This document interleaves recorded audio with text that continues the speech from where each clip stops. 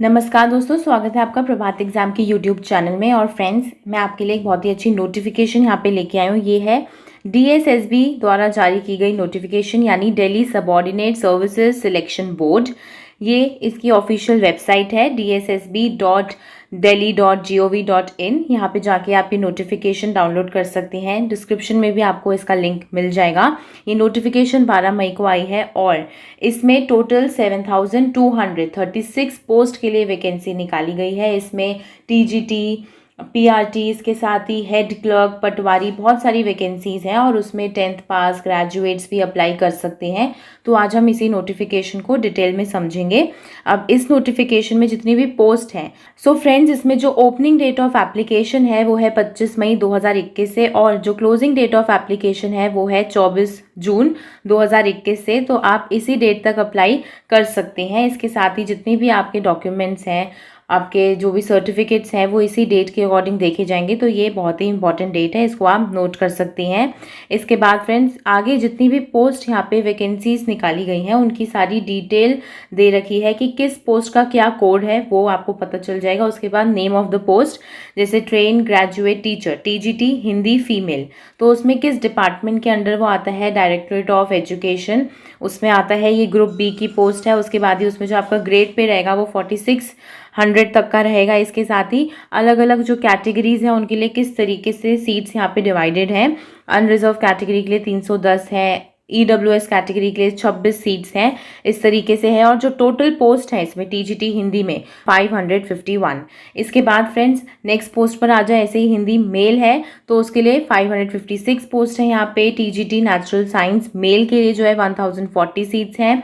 TGT में ही natural science female candidates के लिए 824 सीट्स हैं। तो ये पूरा डिटेल में सारा दे रखा है TGT जितनी भी पोस्ट हैं अलग अलग सब्जेक्ट्स में वो। उसके बाद असिस्टेंट प्राइमरी टीचर अगर आप बनना चाहते हैं तो उसके लिए आपके पास 434 टोटल सीट्स हैं और ये कैटेगरी वाइज इसका डिस्ट्रीब्यूशन है। उसके बाद असिस्टेंट टीचर प्राइमरी, उसके लिए 74 सीट्स हैं।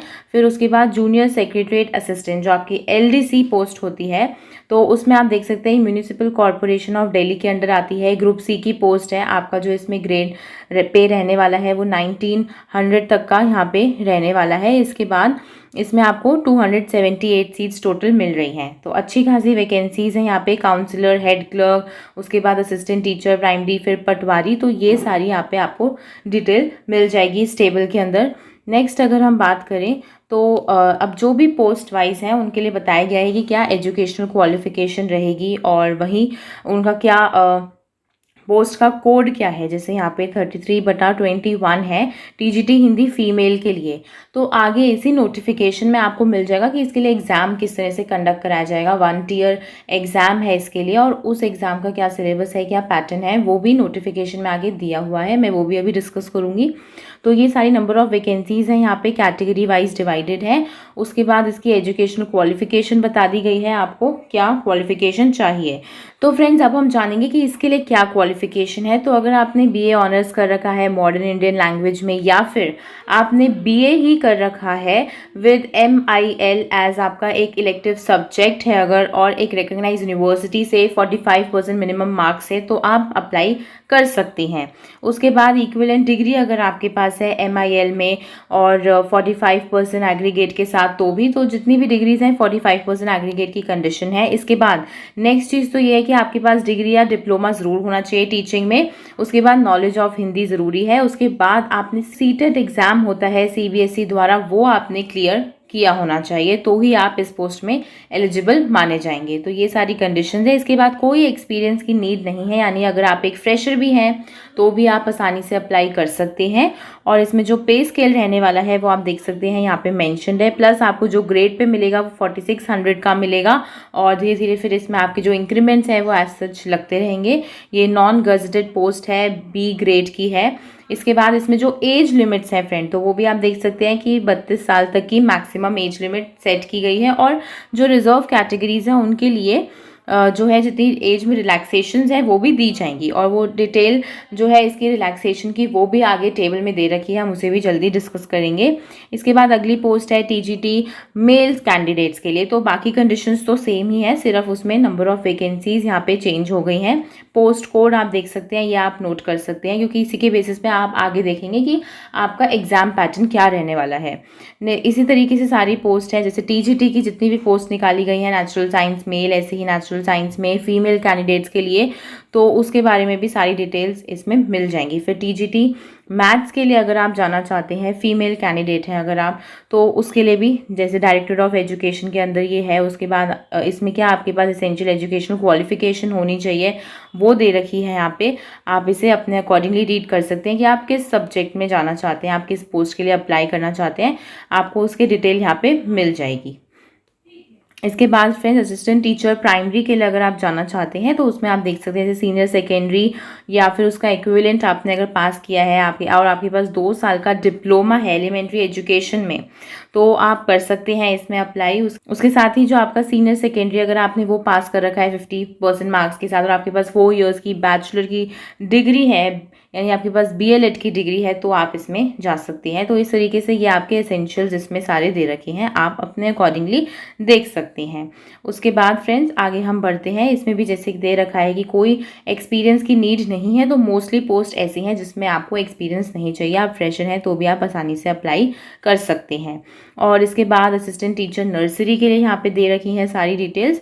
उसके बाद आगे बढ़ते हैं, तो आपकी junior secretariat assistant LDC post जो है, इसमें आपकी south Delhi municipal corporation department में पोस्टिंग होगी। तो वहाँ पे नंबर ऑफ वैकेंसीज़ की डिटेल्स हैं। एजुकेशनल क्वालिफिकेशन की अगर आप 10th पास हैं तो आप जा सकते हैं इसमें, या सेकेंडरी स्कूल एग्ज़ाम आपने रिकॉग्नाइज बोर्ड या यूनिवर्सिटी से क्लियर कर रखा है। उसके बाद इसमें आपके टाइपिंग स्पीड देखी जाएगी, यानी कि एक स्किल टेस्ट भी आपका इसमें होगा आगे जाके। और ये Tier 2 का आपका एग्ज़ाम रहता है, इसका एबिलिटी कि आप टाइप कर सकते हैं नॉट लेस देन 35 वर्ड्स पर मिनट इंग्लिश में, और 30 वर्ड्स पर मिनट हिंदी में कंप्यूटर के ऊपर आपको लिखना होगा। तो ये आपकी एसेंशियल रिक्वायरमेंट है, तो इसको भी आप अपने अकॉर्डिंगली देख लीजिएगा। उसके बाद काउंसलर पोस्ट है, तो उसका भी डिपार्टमेंट यहाँ पे मेंशन्ड है, और उसके लिए आपके पास काउंसलर के लिए जो आपके पास डिग्री होनी चाहिए वो है बैचलर्स डिग्री साइकोलॉजी या अप्लाइड साइकोलॉजी में, या फिर आपने पोस्ट ग्रेजुएट डिप्लोमा ले रखा है काउंसलिंग साइकोलॉजी में, या फिर इसमें अगर आपके पास एक्सपीरियंस भी है कि आपने किसी क्लिनिकल साइकोलॉजिस्ट में काम कर रखा है, या फिर आपने किसी मेंटल हेल्थ की ऑर्गेनाइजेशन से आप जुड़े हैं, आपके पास वो एक्सपीरियंस है 1 साल का, तो वो सारी चीज़ें यहाँ पे दे रखी हैं। मास्टर्स की डिग्री है साइकोलॉजी में, तो भी आप अप्लाई कर सकते हैं, और इसमें किसी तरह के एक्सपीरियंस की यहाँ पे जो आगे जाके एक्सपीरियंस है वो एज सच नहीं चाहिए, ऊपर जो कंडीशंस हैं वही फुलफिल होनी चाहिए। उसका भी पे स्केल है, एज लिमिट बता रखी है। फिर हेड क्लर्क की पोस्ट है, तो इसके लिए जो आपका डिपार्टमेंट है वो यहाँ पे मेंशन्ड है। इसके बाद इसकी सारी डिटेल्स है असिस्टेंट टीचर प्राइमरी। तो इस तरीके से फिर नेक्स्ट पोस्ट है पटवारी की, तो वो Delhi urban shelter improvement board के अंडर आता है, और इसमें जो है आपको ट्रेनिंग जो है दी जाएगी न्यू इनकम्बेंट्स को, जो नए नए रिक्रूट होंगे उनको डिपार्टमेंट के अंदर, उन्हें प्रोबेशन पीरियड में ही रखा जाएगा, और जब वो अपनी ट्रेनिंग पूरी कर लेंगे तो वो आगे उनको पक्की जॉब दी जाएगी। तो ये इस तरीके से बता रखा है, और इसके लिए आपके पास क्या होनी चाहिए, ग्रेजुएट की डिग्री होनी चाहिए, वो आपके लिए सफिशिएंट है। किसी भी डिग्री में रिकॉग्नाइज यूनिवर्सिटी से आपके पास ग्रेजुएशन की डिग्री होनी चाहिए पटवारी पोस्ट के लिए, और इसका जो ग्रेड पे है वो 2000 रुपीज़ है। ये ग्रुप C की पोस्ट है यहाँ पे। तो फ्रेंड्स इसके लिए जो आपको एप्लीकेशन भरनी है वो ऑनलाइन ही आपको फिल करनी है, और कोई दूसरा मोड एक्सेप्ट नहीं किया जाएगा, और जितनी भी इंस्ट्रक्शंस हैं आपको वो इनकी ऑफिशियल वेबसाइट पर ही मिल जाएंगी, आप ये नोट कर लीजिएगा। इसके बाद वहीं पे आपको जाना है, अपना फॉर्म फिल करना है, जो उसकी स्टार्टिंग डेट है तभी से आप फिल करना शुरू कर सकती हैं। इसके साथ ही जो आपका मोड ऑफ पेमेंट है, तो वो आपको जो इसके लिए एप्लीकेशन फ़ीस देनी है वो SBI E-Pay के थ्रू देनी है, और जो आपकी फ़ीस है वो ₹100 है, 100 रुपये की यहाँ पे एप्लीकेशन फ़ीस लगेगी। इसके अलावा यहाँ पे आप नोट कर लेंगे जो वुमेन कैंडिडेट्स हैं, या फिर SC ST PWD ex serviceman से हैं, इनके लिए कोई एप्लीकेशन फ़ीस नहीं है, तो ये सिर्फ 100 रुपीज़। इनके अलावा जितने भी कैंडिडेट्स बच गए हैं उनको 100 रुपीज़ पे करने होंगे। और आपको SBI ई-पे से ही अपनी पेमेंट करनी है। जो आपका मोड ऑफ सिलेक्शन है, जैसे मैंने आपको बताया था, या तो 1 टियर एग्ज़ाम होगा या 2 टियर एग्ज़ाम होगा। और एग्जामिनेशन की स्कीम यहाँ पे एक तरीके से बता रखी है कि जो एग्ज़ाम है वो बायलिंगुअल है, हिंदी इंग्लिश में होगा। इसके बाद यहाँ पे बताया हुआ है कि किस तरह के पोस्ट में आपको किस तरह से आपकी जो है लिस्ट बनाई जाएगी, कि जैसे in case of 1 tier 2 tier technical post के लिए अगर आप जा रहे हैं तो वहाँ पे आपके पास होना चाहिए more marks in specific subject जो है आपके पास होने चाहिए, तो तभी आप जो है हायर इन मेरिट रखे जाएंगे। तो मेरिट लिस्ट जब बनेगी तो जिसके ज़्यादा मार्क्स होंगे किसी स्पेसिफिक सेक्शन में तो उसको हायर प्लेस पे रखा जाएगा। इस तरीके से आगे यहाँ पे दे रखा है सारा detail syllabus 1 tier exam 2 tier exam के लिए। जैसे पहले 1 टियर एग्ज़ाम जो जनरल टेक्निकल है उसके लिए बताया गया है कि जनरल अवेयरनेस है उसमें, और जनरल इंटेलिजेंस एंड रीजनिंग है, अरिथमेटिकल एंड न्यूमेरिकल एबिलिटी है, Hindi language comprehension, English language and comprehension है। उसमें एक सेक्शन बी भी होगा और वो सिर्फ 1 टायर टेक्निकल है उनके लिए ही ये वाला सेक्शन बी इसमें रहेगा। ऑब्जेक्टिव टाइप का होगा, मल्टीपल चॉइस क्वेश्चंस होंगे, और जो आपकी क्वालिफिकेशन प्रिस्क्राइब्ड है recruitment rule for the post ये उसके अकॉर्डिंगली होगा। उसके बाद जो 2 टियर जनरल एग्जामिनेशन है उसका भी सिलेबस यहाँ पे दे रखा है कि उसमें पार्ट 1 जो है और पार्ट 2 जो है उसमें क्या क्या चीज़ें आएंगी वो आपको यहाँ पे डिटेल्स उसकी दे रखी हैं।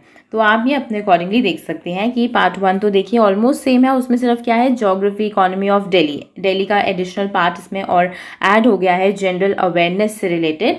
बाकी सब्जेक्ट्स तो जो हमने देखे थे टियर 1 जैसे ही थे।